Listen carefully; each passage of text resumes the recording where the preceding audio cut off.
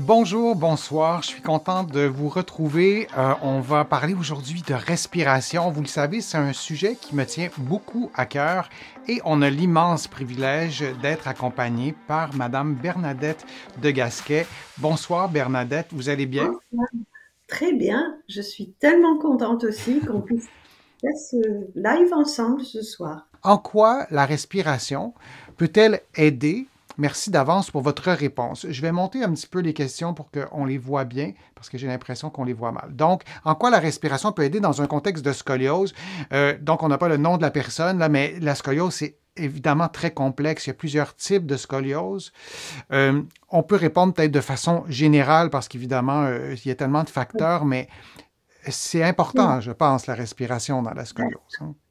oui, justement dans le congrès, il y aura tout un atelier, enfin pas un atelier, une présentation avec une de mes formatrices qui est spécialisée dans Christelle Baluet, qui est vraiment spécialisée dans la scoliose parce que sa fille a eu une scoliose très très grave et elle a fait tout ce qu'elle pouvait faire, elle a fait toutes les formations sur la scoliose et un beau jour en venant faire un stage chez moi d'autre chose, elle me dit ça y est, j'ai compris, tout ce que je fais c'est bien mais il manque un truc, la respiration. Et quand elle a rajouté la respiration, les effets étaient vraiment très, très Mhm. important. Mhm. Et l'idée, ça va être d'aller respirer dans les creux, là où ça respire pas. Parce que finalement, souvent, les, c'est pareil pour les syphotiques, les gens bossus un peu, ils souffrent pas forcément du dos. Mais il y a un moment, ils respirent plus. Mhm. Donc, c'est vraiment le point clé, quoi. Je suis d'accord. Et la scoliose, hein, j'ai pas expliqué sommairement c'est quoi. C'est la forme du dos, pour vraiment simplifier, qui est en forme de S ou en forme de C. Tout ça est en trois dimensions, tout ça est dynamique. C'est souvent la forme, la modification de la forme du dos est souvent accélérée pendant les poussées de croissance, un peu avant l'adolescence.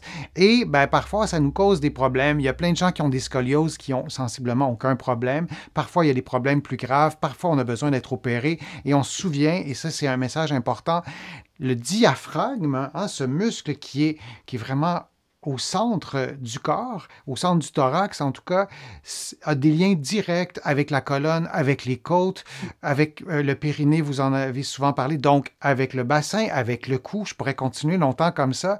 Et c'est le meilleur outil de pour traiter la scoliose, de commencer par la respiration.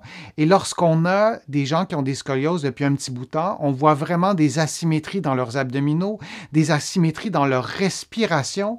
Et parfois, d'en prendre conscience, je ne dis pas que c'est miraculeux, je ne dis pas que ça corrige tout, mais c'est vraiment un très bon départ de commencer par la respiration pour traiter la scoliose. Je vous remercie vraiment beaucoup, tout le monde, les internautes, de nous avoir posé des questions.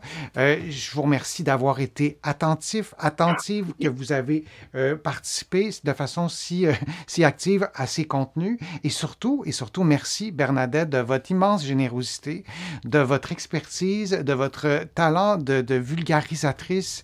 On a retenu des exercices, des conseils, ça va être utile. Vous pouvez réécouter tout ça en rediffusion.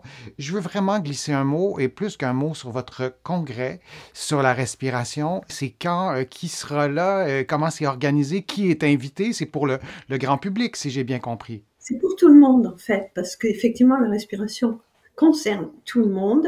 Et j'ai pas voulu faire un congrès médical, technique, mais justement balayer, puisque dans le sport, dans le chant, dans le théâtre, quand on joue d'un instrument, la respiration est partout, hein, et parfois de façon pathologique, mais aussi dans des choses de bonheur, de chant, de joie, Mhm. etc.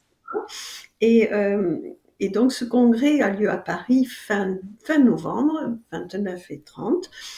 Il est à Paris, mais il est aussi en Zoom pour que justement les gens peut-être qui sont loin, peut-être qui sont au Québec, et j'ai beaucoup, beaucoup d'amis au Québec, Mhm. puissent puissent éventuellement se joindre. Je pense que c'est vraiment une chance de pouvoir assister à cet événement qui touche à tous les volets de la respiration. Moi, juste à lire le programme, à voir que Mathieu Ricard est là, qu'on va parler d'orthophonie, mais on va parler aussi d'éléments qui sont plus médicaux, qui sont plus liés à la rééducation. Et donc, inscrivez-vous. Si vous m'écoutez dire ça, et la date du congrès qui est le 29 et le 30 novembre, vous me corrigez Bernadette si je me trompe, si vous m'écoutez dire ça et la date, elle est passée, allez sur le site de Bernadette. Il y aura peut-être des façons aussi de suivre des choses en rattrapage. Donc, merci beaucoup, Bernadette. Je vais présenter, si vous permettez, vos livres. J'en présente 3. Encore une fois, il y en a vraiment beaucoup, beaucoup plus. Bien-être et maternité. Il y a aussi La puissance insoupçonnée du gainage avec Teddy Riner et aussi le classique, et il y en a d'autres aussi, Abdominaux, arrêtez le massacre. Je vous laisse le mot de la fin, la respiration, un message clé qu'on peut retenir sur la respiration, Bernadette. Je souhaite à tout le monde de bien respirer. Oui, et de prendre... Inspirer. Tout à fait. Ben, merci beaucoup, Bernadette. Merci à vous tous et à vous toutes. Vous pourrez réécouter tout ça en rediffusion. Je vais republier les segments. Continuez à nous poser des questions aussi. Je vais les relayer, les questions, et on pourra peut-être y répondre aussi dans un autre direct. Merci, Bernadette. Je vous souhaite à tous et à toutes bonne soirée, bonne fin de journée. Au revoir.